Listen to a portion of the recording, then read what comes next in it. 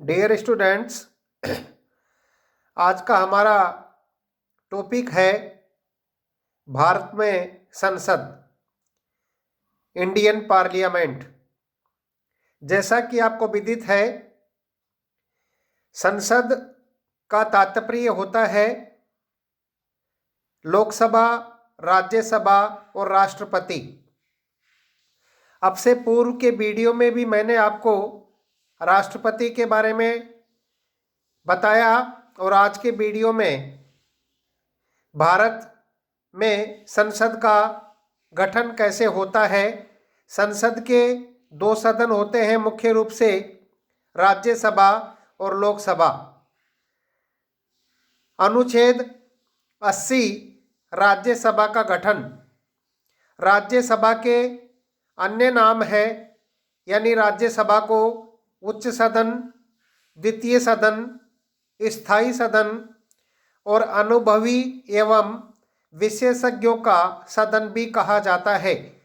इसका मतलब यह है कि संविधान के अनुच्छेद 80 में राज्यसभा के गठन की बात कही गई है और राज्यसभा को उच्च सदन, द्वितीय सदन, स्थायी सदन और अनुभवी तथा विशेषज्ञों का सदन कहा जाता है, जिसे 1919 के शासन अधिनियम में राज्य परिषद का नाम दिया गया था। राज्यसभा की अधिकतम सदस्य संख्या 250 हो सकती है, जिसमें 238 निर्वाचित सदस्य तथा 12 सदस्य मनोनीत होते हैं। जैसा कि आपको विदित है, मैंने राष्ट्रपति की शक्तियों में भी आपको बताया था कि राष्ट्रपति राज्यसभा में 12 ऐसे सदस्यों को मनोनीत करता है जो साहित्य, विज्ञान और कला या समाज सेवा के क्षेत्र में विशेष ख्याति प्राप्त हों। ऐसे 12 सदस्य राष्ट्रपति राज्यसभा में मनोनीत कर सकता है।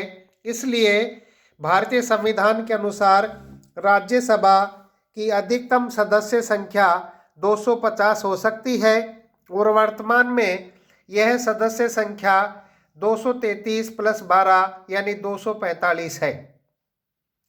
इसी प्रकार राज्यसभा के कार्यकाल का वर्णन अनुच्छेद 83 में किया गया है और इस संदर्भ में बताया गया है कि राज्यसभा का कार्यकाल 6 वर्ष होता है, लेकिन प्रति 2 वर्ष बाद इसके 1/3 सदस्य कार्यकाल पूरा करते हैं और उसके स्थान पर पुनः चुनाव हो जाता है।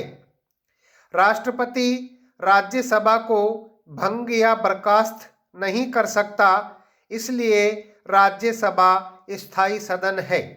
यानी राज्यसभा एक परमानेंट सदन है, स्थायी सदन है, क्योंकि राष्ट्रपति राज्यसभा को कभी भंग या बर्खास्त नहीं कर सकता और न ही राज्यसभा के सदस्यों का चुनाव, जैसे लोकसभा के सदस्यों का चुनाव पूरे भारत देश में एक साथ होता है, उसी प्रकार राज्यसभा के सदस्यों का चुनाव एक साथ नहीं होता, बल्कि इसके 1/3 सदस्य प्रति 2 वर्ष बाद अपना कार्यकाल पूरा करते हैं और उसके स्थान पर पुनः चुनाव हो जाता है। अनुच्छेद 84 में राज्यसभा के सदस्यों की योग्यता और निर्वाचन का उल्लेख है। राज्यसभा उम्मीदवार की न्यूनतम आयु 30 वर्ष है।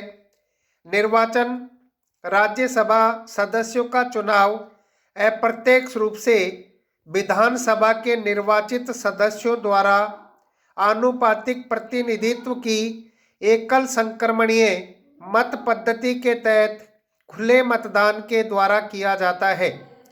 यानी राज्यसभा के सदस्यों का चुनाव जनता द्वारा प्रत्यक्ष रूप से नहीं किया जाता, बल्कि जनता जिन सदस्यों को राज्यों की विधानसभा का सदस्य निर्वाचित करती है, जिनको हम MLAs कहते हैं, मेंबर ऑफ लेजिस्लेटिव असेंबली कहते हैं, उन सदस्यों के द्वारा राज्यसभा के सदस्यों का चुनाव आनुपातिक प्रतिनिधित्व प्रणाली की एकल संक्रमणीय मत पद्धति द्वारा खुले मतदान के द्वारा होता है। इसका तात्पर्य यह होता है कि राज्यसभा के सदस्यों का चुनाव अप्रत्यक्ष रूप से होता है और विधानसभा के निर्वाचित सदस्य, जिनको हम एमएलए बोलते हैं, के द्वारा किया जाता है। तो अनुच्छेद 80 में राज्यसभा का गठन, अनुच्छेद 83 में इसका कार्यकाल, अनुच्छेद 84 में उम्मीदवारों की योग्यता और निर्वाचन का उल्लेख है। नेक्स्ट है राज्यसभा का सभापति। अनुच्छेद 64 और 65। उपराष्ट्रपति राज्यसभा का सदस्य नहीं होता, लेकिन उसका पदेन सदस्य होता है। यानी भारत का उपराष्ट्रपति राज्यसभा का पदेन सभापति होता है। गणपूर्ति संख्या या कोरम 1/10 होता है, जिसका उल्लेख अनुच्छेद 100 में किया गया है। सदन की कार्रवाई के लिए उपस्थित न्यूनतम सदस्य संख्या सदन की संख्या का 10वां भाग होगी, जैसे राज्यसभा की गणपूर्ति 25 है, तो 245 में 25 का भाग देंगे। इस प्रकार उसका सदस्य संख्या यानी कोरम पूर्ति 1/10 होनी चाहिए। तो ये राज्यसभा के बारे में कुछ संवैधानिक प्रावधान थे। अब नेक्स्ट है अनुच्छेद 81, लोकसभा का गठन। लोकसभा के अन्य नाम है, इसे निम्न सदन, अस्थायी सदन या प्रथम सदन या लोकप्रिय सदन कहा जाता है, जिसे 1919 के अधिनियम में केंद्रीय विधानसभा नाम दिया गया था। राज्यसभा या राज्य परिषद का नाम दिया गया था और इसे केंद्रीय विधानसभा का नाम दिया गया था 1919 के अधिनियम के द्वारा। लोकसभा की अधिकतम सदस्य संख्या 530 + 20 यानी 530 राज्यों से निर्वाचित लोकसभा के सदस्य होते हैं, 20 केंद्र शासित प्रदेशों से निर्वाचित होते हैं और 2 एंग्लो इंडियंस होते हैं। इस प्रकार लोकसभा की सदस्य संख्या 545 होती है।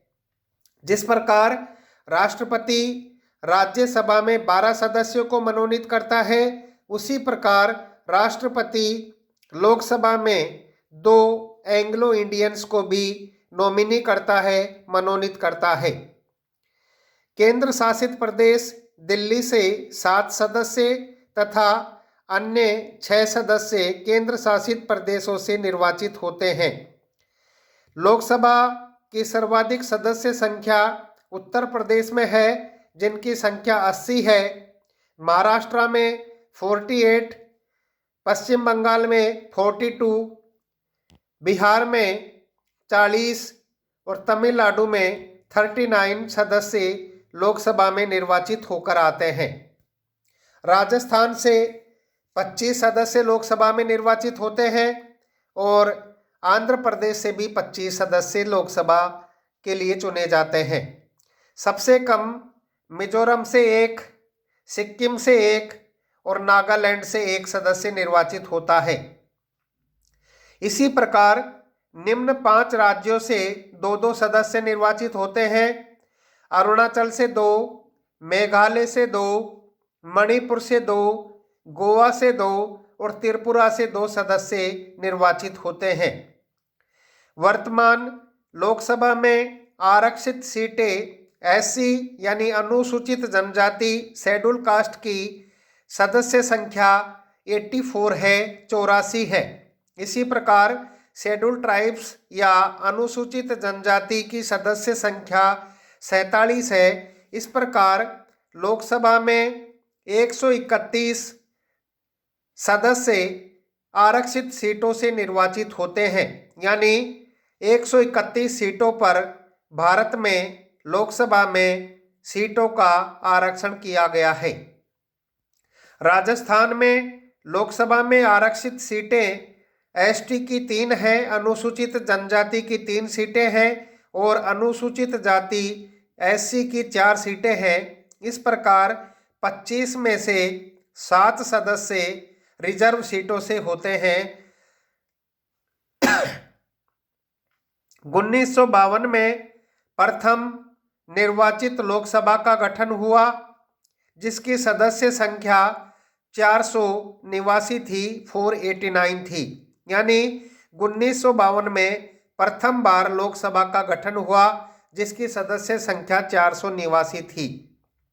1974 में 31वें संविधान संशोधन द्वारा वर्तमान लोकसभा की सदस्य संख्या 1971 की जनगणना है और 2026 तक यही रहेगी। यानी 1974 में जो 31वां संविधान संशोधन हुआ, उसमें 1971 की जनगणना के आधार पर इनकी सदस्य संख्या 2026 तक यही रहेगी। यही से मतलब 545। इसलिए 1977 के 6वीं लोकसभा चुनाव में पहली बार लोकसभा की निर्वाचित 543 सीटों पर चुनाव हुआ। यानी 31वें संशोधन के बाद 1977 में 6वीं लोकसभा से पहली बार लोकसभा की 543 निर्वाचित सीटों पर चुनाव हुआ। राजस्थान में 1952 में लोकसभा से 20 सीटें थी और वर्तमान में 25 हैं। अनुच्छेद 82 में परिसीमन आयोग के बारे में बताया गया है। प्रति 10 वर्षीय जनगणना के बाद लोकसभा विधानसभा क्षेत्रों का सीमांकन परिसीमन आयोग करता है। यानी प्रत्येक 10 साल बाद परिसीमन आयोग लोकसभा और विधानसभा क्षेत्रों का सीमांकन करता है, यानी उनका एरिया तय करता है कि कौन सा क्षेत्र लोकसभा में रहेगा, कौन सा विधानसभा किस लोकसभा में रहेगी। उदाहरण के लिए मैं आपको बताऊं कि पहले जैसे थानागाजी अलवर लोकसभा में था, लेकिन वर्तमान में थानागाजी विधानसभा को दौसा विधानसभा में कर दिया गया। इसी प्रकार बानसूर विधानसभा भी पहले अलवर लोकसभा में थी, लेकिन इसको अब अलवर ग्रामीण में शामिल कर दिया गया है। तो इसकी सीमाओं का जो सीमांकन होता है लोकसभा और विधानसभा की सीटों का, ये प्रत्येक 10 वर्ष के बाद परिसीमन आयोग करता है। जैसे राजस्थान से 8 विधानसभा क्षेत्रों पर 1 लोकसभा क्षेत्र का निर्धारण है। कार्यकाल अनुच्छेद 83 में लोकसभा के कार्यकाल के बारे में वर्णन किया गया है। लोकसभा का कार्यकाल अस्थायी है, लेकिन इस संबंध में कार्यकाल 5 वर्ष तय किया गया है।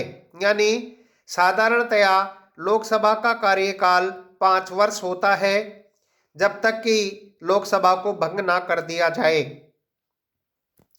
अनुच्छेद 84 में लोकसभा की योग्यता एवं निर्वाचन का वर्णन किया गया है। लोकसभा के सदस्यों के लिए न्यूनतम आयु 25 वर्ष होनी चाहिए, जैसे राज्यसभा के लिए 30 वर्ष है। निर्वाचन कैसे होगा लोकसभा के सदस्यों का, ये आप सबको जानकारी होगी।